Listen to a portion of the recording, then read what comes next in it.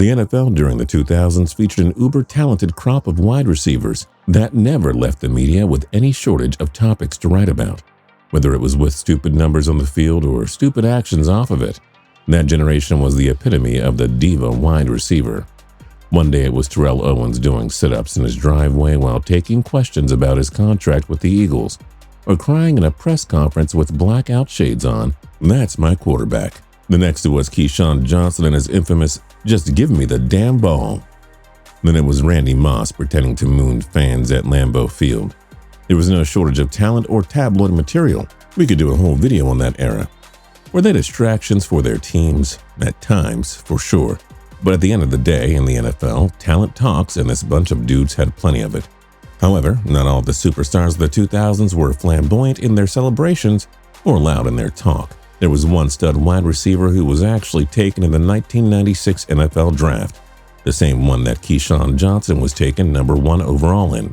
And this guy went about his business in an unbelievably understated way, especially compared to his peers. His name? Marvin Harrison. If you ask anyone who followed football during this time about Marvin Harrison, you would hear glowing acclaim for the wideout's professionalism. He was often described as a guy who just did the right thing. Not only was he an 8-time Pro Bowler and an 8-time All-Pro selection, who led the league in receiving yards and receptions twice, and retired second all-time in receiving yards, you wouldn't hear a peep out of him unless it was about the team. The few times that Harrison actually made waves in the media was a result of everyone's fixation on just how regular and down-to-earth Marvin was. Susie Colbert did one feature on him while he was still playing, where she rode shotgun with Harrison, talking about his typical post-game meal. The two were driving through a small strip of fast food restaurants off of the highway that had a Wendy's, McDonald's, a sub shop, and of course, a Chinese buffet. "This is me right here," he told Colbert. "If Wendy's is a long line, I go right across the street to Mickey D's." He smiled, rubbed his hands. That's how it works. If it's full over here, I'll go over here. That's how it works.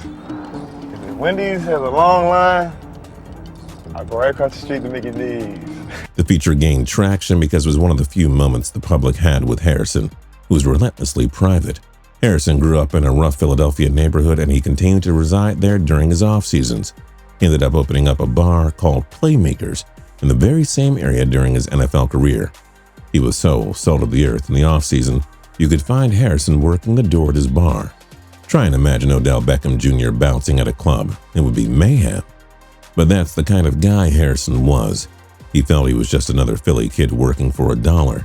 He just happened to have a lot more of them. All of this is why everyone was absolutely shocked when word came out in 2008 that Harrison was being sued by Dwight Dixon, a convicted drug dealer who was shot outside of a garage that Harrison owned in North Philadelphia. The two men were reportedly having a verbal argument about an issue that happened a few weeks earlier, when Dixon was denied entry by Harrison into Playmakers. Dixon would claim that he went to confront Harrison about the incident, and after the argument escalated, Harrison shot at him. While the district attorney Lynn Abraham's investigation actually found the casings from the bullet that confirmed that it was Harrison's gun that had been fired during the shooting, they just couldn't prove who actually fired the gun. Marvin Harrison? The only humble and quiet superstar in the NFL? It couldn't be. The DA didn't even decide to pursue charges in the case because of conflicting witness statements. The public chalked it up as just another one of the predatory lawsuits that athletes who have rocketed from poverty to riches far too often fall victim to. The controversy had struck right around the time that Harrison, who would turn 37 before the 2009 season, had a steep drop-off in his production on the field.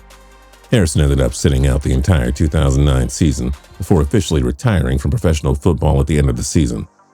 It wasn't until July of 2009 that people started to take a closer look at the case, and Harrison specifically.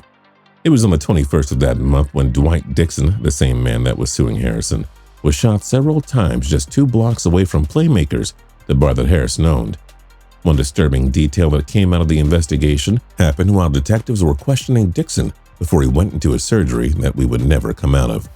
Dixon insinuated to the police that the shooting had stemmed from the incident a year ago at Playmakers, and that Harrison was the mastermind behind the hit, telling them, quote, "You know who shot me," end quote. The situation gets even murkier if you look at the transcript between Harrison and the detectives that approached him at his car wash to question him about the casings. The detectives asked, When was the last time you or anyone else fired your FN 5.7 caliber handgun? To which Harrison replied, probably the day I bought it. Brackets in 2006 or 2007. He continued to explain that he had kept the gun in a safe at his home in Jenkintown, Pennsylvania, without lending it to anyone or using it since. The detectives were understandably confused and asked him point blank, "Are you saying that the 5.7 cal handgun that you own was in the safe at your home up until today, and you decided to bring it to your shop in the 2500 block of Thompson Street?" Harrison bluntly replied, "Yes." His story makes zero sense. How could fresh casings that only could have come from his gun been found at the scene of the crime if it had been in a safe in Jenkintown the whole time? The detectives felt that they had a surefire case against Harrison. The witnesses' statements were supported by hospital records, and the story remained incredibly consistent through multiple questionings. They all had different pieces of the same story, the detective said, and here's a case where you don't need to believe anybody.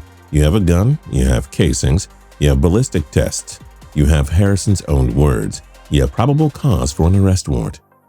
Despite the pleas of the detectives, the prosecution felt that the witnesses, who had been longtime criminals in the area, were not credible, especially since the department was still reeling from the fallout following its case against NBA star Allen Iverson. Iverson was facing gun charges in 2002 when a key witness recanted his story. The cops were very upset and felt that if Harrison was not a famous athlete, he'd have been arrested already. Dixon died.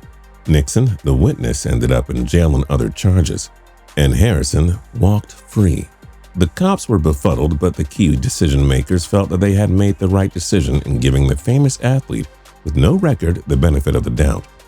There were mixed reactions in the media, but talks about the case seemed to fade into oblivion, stride for stride with Harrison's football career. That was until a comprehensive investigative article was written in GQ by Jason Fagone that masterfully chronicled the case and unearthed some interesting details about Harrison's family. Marvin Harrison's biological father was Marvin Greer, who was arrested at 16 years old for stabbing and killing a rival gang member on the same streets of South Philly. He'd end up pleading guilty to second-degree murder charges, but because of Pennsylvania law at the time, as a juvenile felon, he was eligible to be furloughed for good behavior. During the 6 years of Greer's incarceration and his mysterious death at age 22, he fathered 3 known children, all of them boys, all of them with different mothers, Marvin being the oldest. It is not thought that the boys had any association with one another.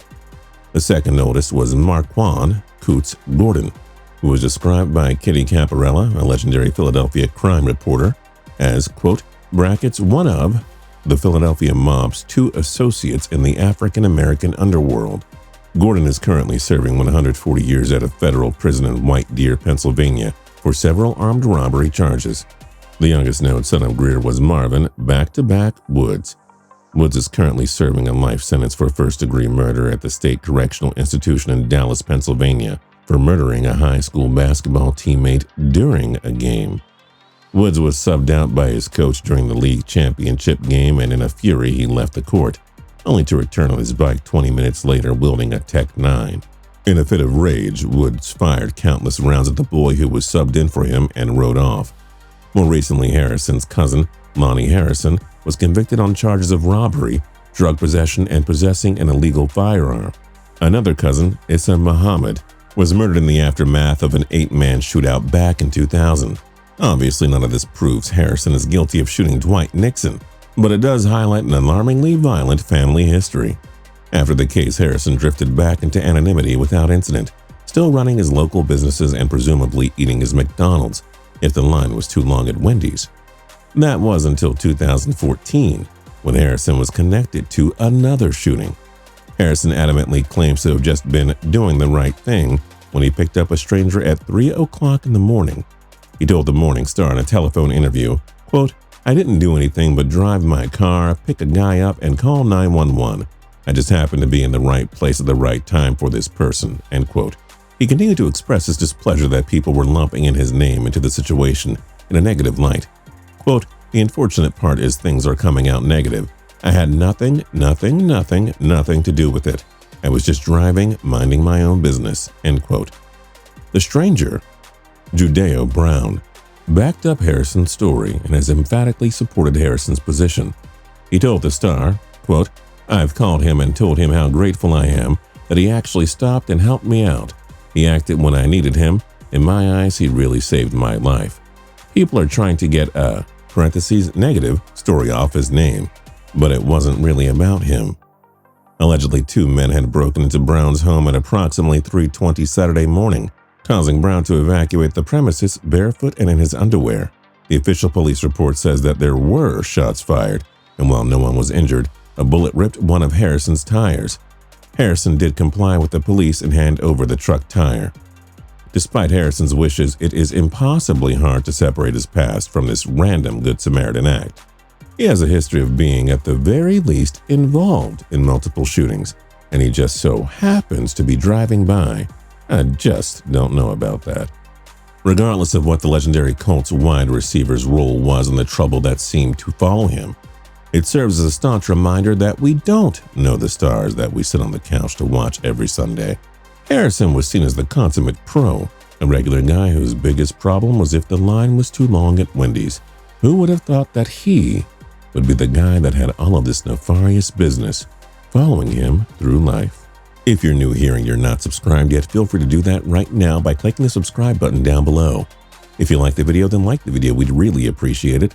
And last but not least, don't forget to tune into TPS every single day for more cool videos.